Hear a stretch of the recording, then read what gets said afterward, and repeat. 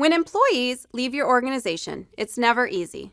Whether they voluntarily resigned or you had to let them go, a lot of factors come into play in terms of keeping things as smooth as possible for the exiting employee and for those left behind. Step 1 before anyone leaves is to create an exit checklist. There's a lot to do, like forward their email and collect their ID badge. Get all of that into a checklist that you will initial as you go through the exit process, and then place in the employee's personnel file. Another step in the process is to prepare an exit interview questionnaire. The purpose of the interview is to reduce future turnover by understanding what might be causing people to resign. Your exit interview could in fact be an in-person interview, or it could be a survey sent out in an email. Either way, explain that you would like to understand what problems should be addressed in their eyes. Assure confidentiality and keep the interview or email questionnaire simple and brief. Sample questions include, could you summarize your experience with us overall? What could be done to make this company a better place to work? Or, do you believe you were provided adequate training to do your job well?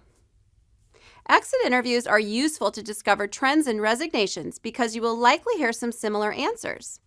But the problem is that most people will not be totally honest because they don't want to lose you as a reference. So do the interviews and follow up on the answers before you make any changes. Another challenge you might face when a good employee resigns is the potential loss of knowledge. Before the employee's last day, solicit their help by asking them to outline their daily activities, what direction they would have taken on their projects, and what other key things you should know about their position. In a perfect world, the resigning employee can even train their replacement. In a not-so-perfect world, sometimes you have to let employees go due to poor performance or bad behavior. Before terminating anyone, the most important thing you can do is ensure you are not opening the company up for liability. Do you have documentation of poor performance and attempts to correct it? Do you have documentation of any discipline? Try to foresee what problems might be created by an employee who is being let go. When your ducks are in a row, then schedule your meeting. A termination meeting should take place in a private office and should occur relatively quickly. Do not give the employee the opportunity to beg for their job back or to become angry or even violent. Start the meeting off by stating the purpose of the meeting and then provide a short and concise reason for your decision.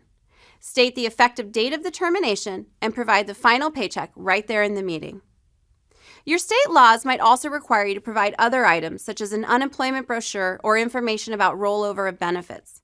Everything that you will give an employee in that meeting should appear on your exit checklist. During the conversation, keep your emotions in check and do not allow the conversation to turn into an argument. Maintain control by moving through the conversation quickly and firmly. Make eye contact, keep your shoulders back, and keep your body facing directly at the employee.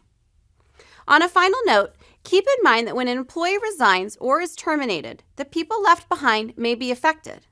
While you cannot openly discuss why a person resigned or was terminated, you can make it known that you recognize the employees may be shocked or saddened and that you are open to discussing their needs.